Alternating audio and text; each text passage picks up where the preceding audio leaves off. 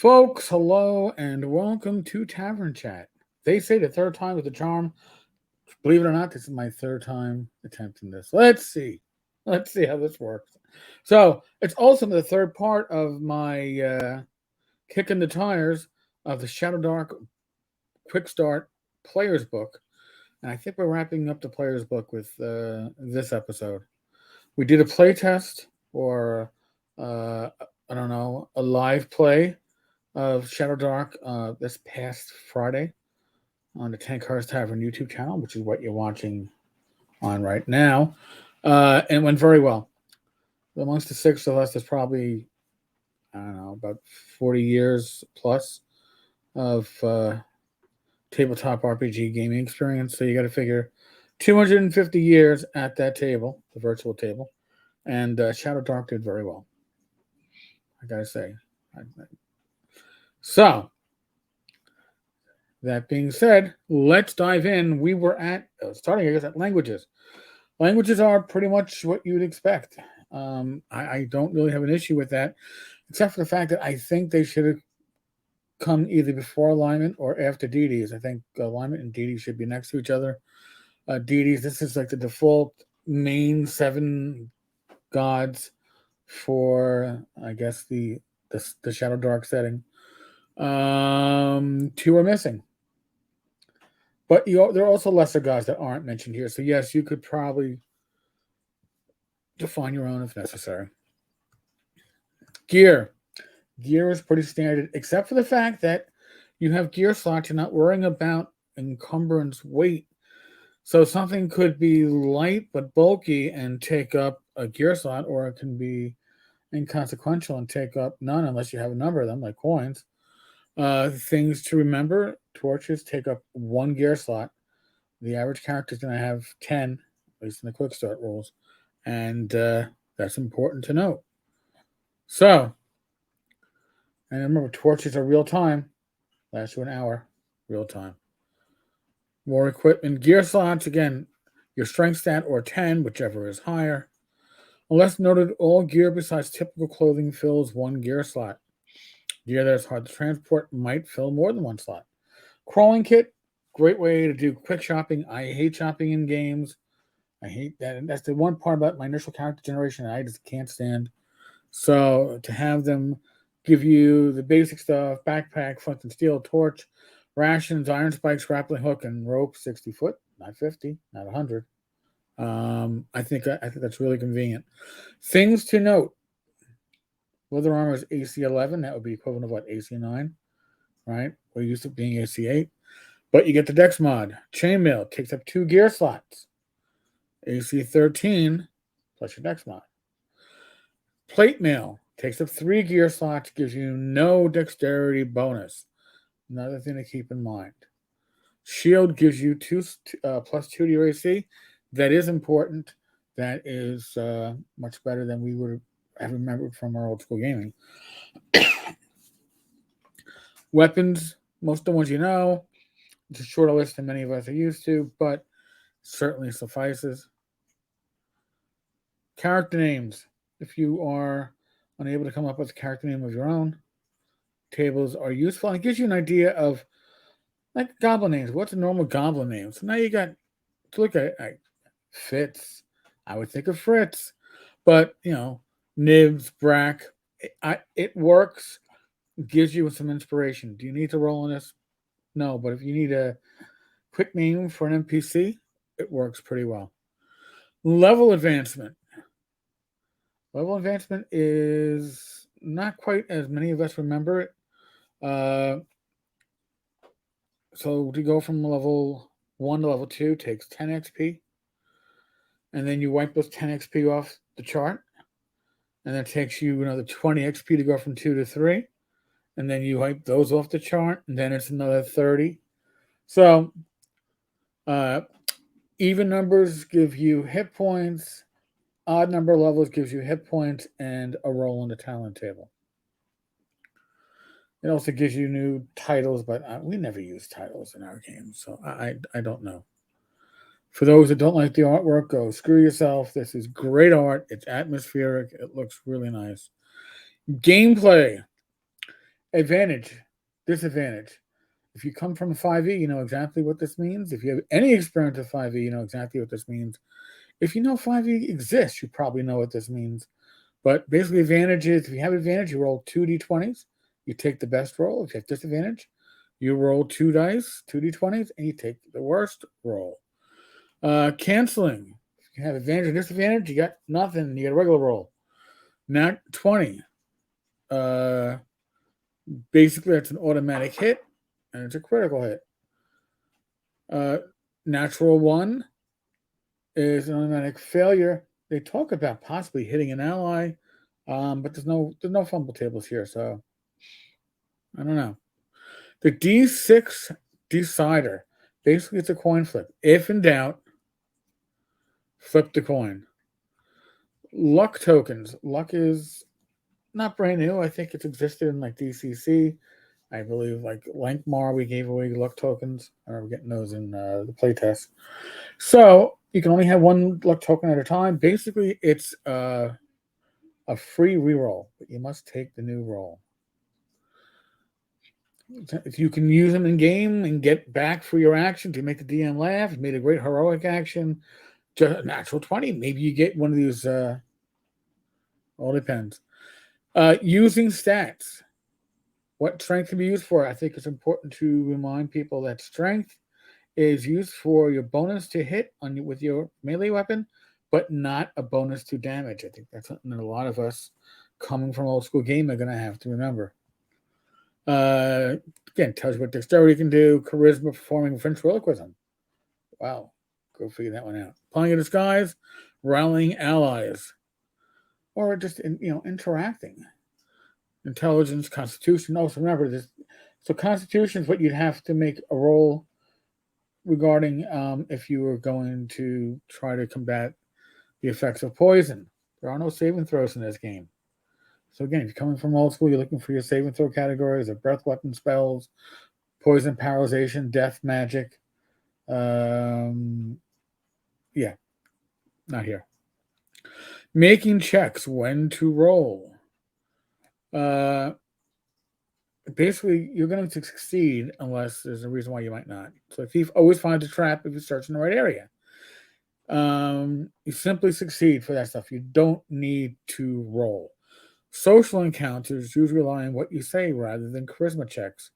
Narrating a moving speech or using a moving speech or using secret information you gather to influence NPC does not require a check to succeed. Well, that's good. That's the way it should be.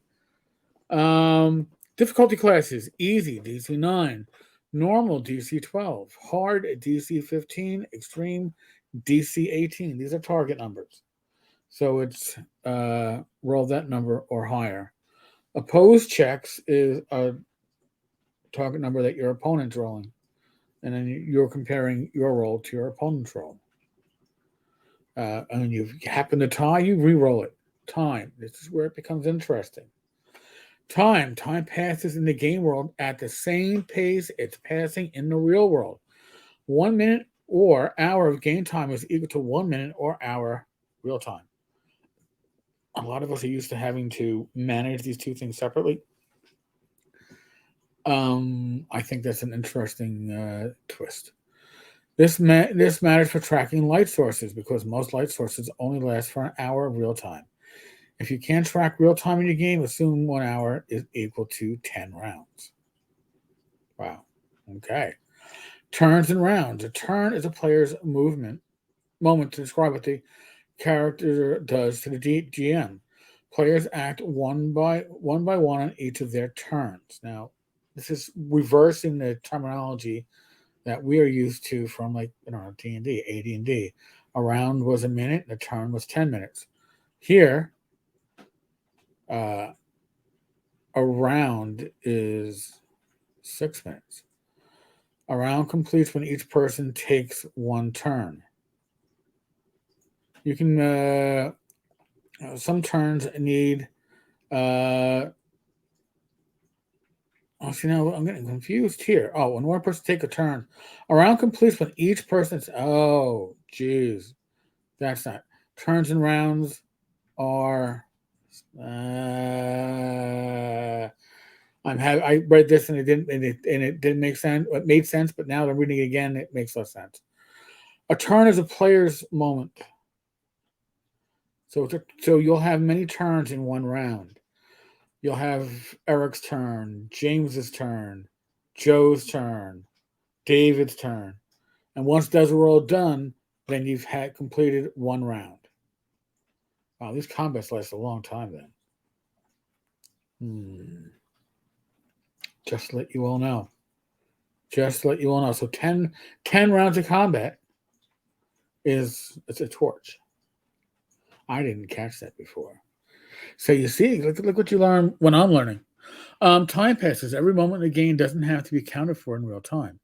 All right, so actually maybe, still. For example, if the characters want to spend 10 minutes examining a room from top to bottom, the GM and players can agree that time passes.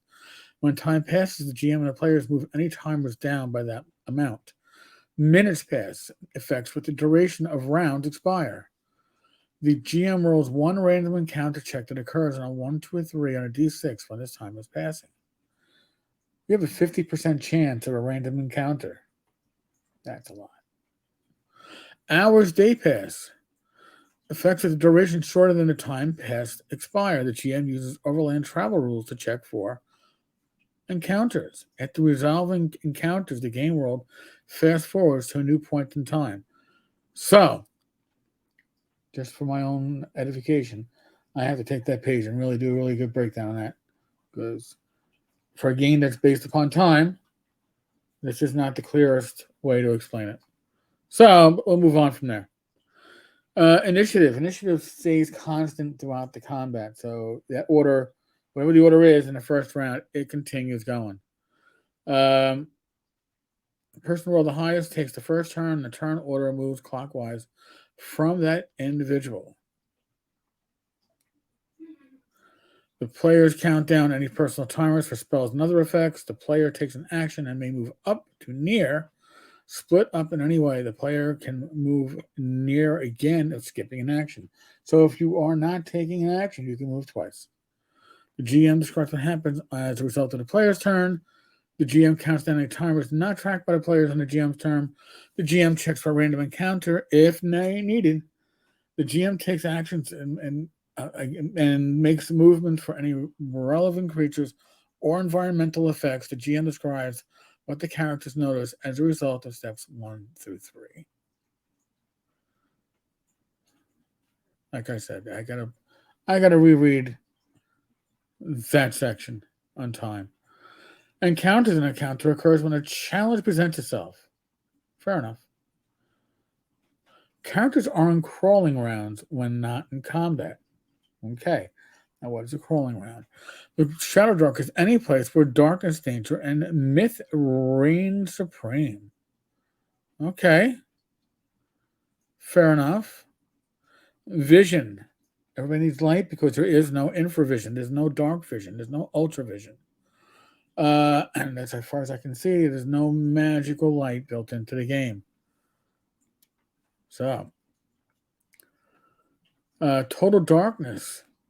When in total darkness, a creature was not darkness adapted has disadvantage on most tasks it tries to take. Well, that's huge. Movement. Distances are close, near, and far.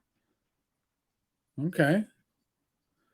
During crawling rounds, the GM can ask the players if they want to regroup. To regroup, any PCs within eyesight or earsight of each other are able, or earshot of each other, are able to move freely. May immediately move within near of each other. And then there's different conditions, which will give you advantage or disadvantage. Example of actions like prying a gem from a statue, sneaking up on slumbering manticore. You get it. Resting. Now, this is the one that I thought I was going to have to do a huge tweak on this to make this fit my game style. Might not have to be as huge as I thought. Resting. Injured characters can rest to recover from their wounds. To rest, the character must consume a ration and sleep for 8 hours. Sleep can be broken up for light and routine tasks, such as taking a turn on the watch.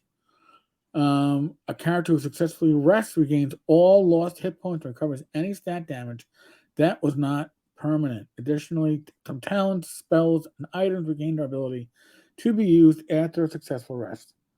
I would change this.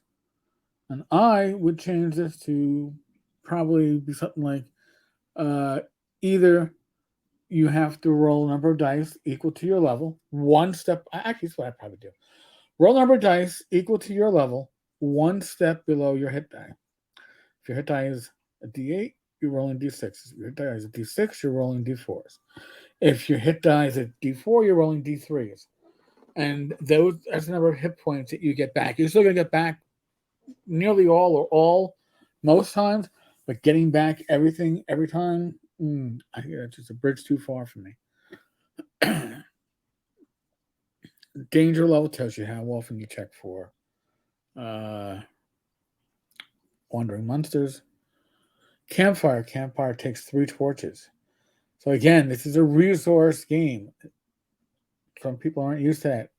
A lot of games, they just kind of hand wave resources. Resources are very important in ShadowDark.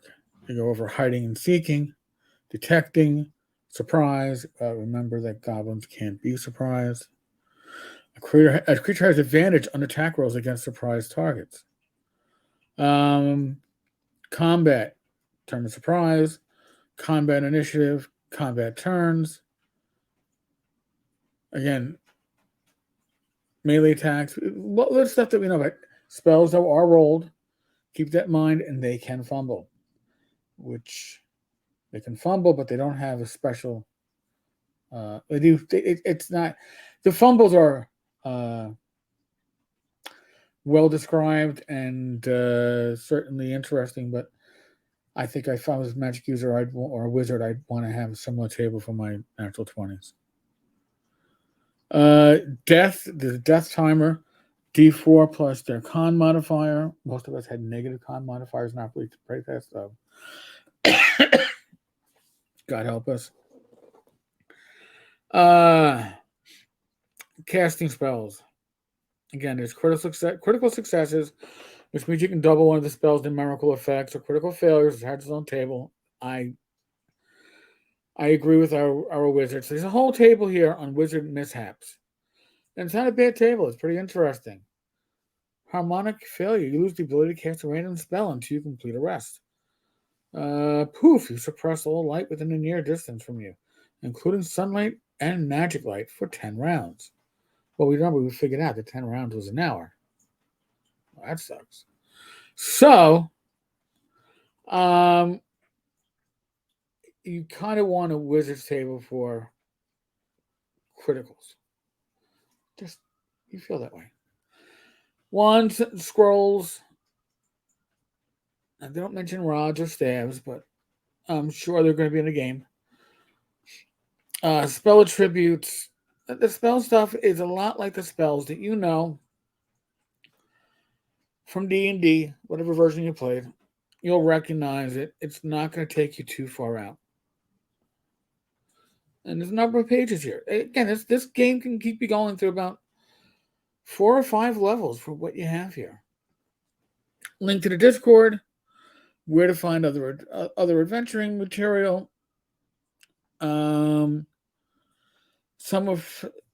They actually mentioned James Mishler. James has some amazingly great material for OSR games. So if you haven't found his stuff, do a search on Drive-Thru. Look up James Mishler. He's awesome. And he has material under ShadowDark third-party license. That's awesome to know. Back, there's a character sheet. Some random gear charts. Folks, that's the player's book. It's a great transition to the OSR from 5e. But if you're coming from the OSR, it's a very interesting take on the OSR. I don't have any problems with it. I would be happy to play this. I'm very happy I'm supporting the Kickstarter. And no, I'm going to make this perfectly clear, because there's a handful of assholes throwing out aspirations or intimations. I am not getting paid for this coverage. I am not getting gifted anything. Spoken to nobody. I know nobody at the Arcane Library. I happen to think it's a decent game. I happen to enjoy our little playtest.